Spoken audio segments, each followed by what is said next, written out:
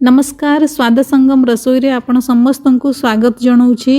आज आम बनैबा गोटे सिंपल टमाटर रो चटनी जोटा कि खाइबा को एकदम चटपटा लागिवो। टमाटर रो चटनी बनैया पे गैस ऑन करी गोटे पैन रे 2 चम्मच सोरिष तेल देइछि। तेल को मीडियम टू हाई फ्लेम रे भलो भाबे गरम करिबा। मु एठारे 3टी मीडियम साइज रो लाल टमाटर को भलो भाबरे धोई करी टमाटर को मझिरु एभली 2 फाळ करिकि नेछि। जेउ साइड रु आमे टमाटर को काटिछे सेही साइड को तेल रे दबा। बहुत केयरफुली टमाटर को आमे पैन रे दबा कारण तेल गरम अछि। ट्राई करिवे टमाटर रो चटनी बनैया पे ताजा फ्रेश एवं ता सहित बढ़िया लाल लाल खट्टा टमाटर नेबा पई। सेथिरे चटनी बहुत बढ़िया तैयारी हेबो। मीडियम टू हाई फ्लेम रे टमाटर को आमे बढ़िया स्मोकी फ्लेवर आसीबा पर्यंत भाजिबा। एबे मु टमाटर ऊपरे अल्प किछि लूण भी देइछि जहा फल रे टमाटर भलो भाबरे सिजी करी नरम होई जिवो। गोटे राग कंचा लंका को भी खंड करी टमाटर सहित भाजिबा। एभली टमाटर सहित कंचा लंका को भाजिले भजा कंचा लंकार टेस्ट एवं फ्लेवर चटनी रे बहुत बढ़िया लागे। टिके सोरिष एवं अल्प टिके जीरा भी एथिरे पकेइछि ता सहित अल्प किछि हिंगु भी पकेइछि। चटनी रे हिंगुर फ्लेवर बहुत बढ़िया आसी थाए। ता सहित 6 रु 7टी भृसुंग पत्र भी एथिरे देइछि। गोटे राग लाली सुखिला लंका भी पकेइछि। मीडियम टू हाई फ्लेम रे टमाटर रो गोटे साइड भाजी सारिबा परे टमाटर को एभली लेउटाई दबा। टमाटर रो पछ साइड को भी आमे मीडियम टू हाई फ्लेम रे गोटे रु 1.5 मिनिट पर्यंत भाजिबा। टिके अदा भी काटिकी एथिरे पकेइछि। एठारे आपण देखि पारुथुबे टमाटर केते बढ़िया भाजी हो जाइछि।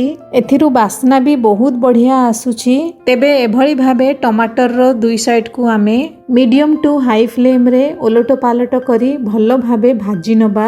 टमाटर रो 2 साइड को मु भलो भाबरे भाजी नेछि। एठारे आपण देखि पारुथुबे भजा टमाटर केते बढ़िया देखा जाउछि। टमाटर भलो भाबे भाजी होई नरम भी हो जाइछि। गैस को बंद कर दबा। एबे एही सब को भलो भाबे ठंडा करिबा।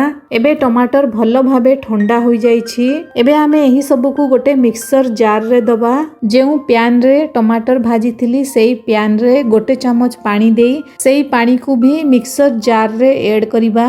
टमाटर को भाजीबा समय रे मु सेथिरे लूण ऐड करिथिली। एबे मु एथिरे टेस्ट एवं फ्लेवर पई अल्प किछि कळा लूण भी ऐड करूछि। तापरे मु एथिरे 2 बड़ चम्मच नमकीन मिक्सचर भी ऐड करिछि। नमकीन मिक्सचर बदल रे आपण 2 बड़ चम्मच बेसन रो सेव भुजिया भी ऐड करि परिबे। आपण चाहिले एथिरे भजा चिना बादाम भी पकेई परिबे। कलर पई मु एथिरे आधा चम्मच कश्मीरी लाली लंका गुंड पकेइछि।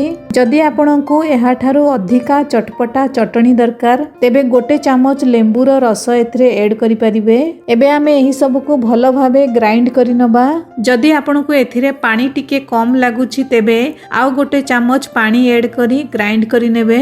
एठारे मु चटनी को ग्राइंड करि नेइछि। चटनी रो कलर केते बढ़िया आसीछि एवं एहा देखिबा को भी केते बढ़िया टेम्पटिंग लागुछि। चटनी देखिबा को जेमिति टेम्पटिंग लागुछि टेस्ट भी सेमिति चटपटा होई थाए। एठारे टमाटर रो चटपटा चटनी हमर फटाफट तैयारी होई गला। तेबे एई नियंतु एकदम स्मोकी फ्लेवर टमाटर रो चटपटा चटनी।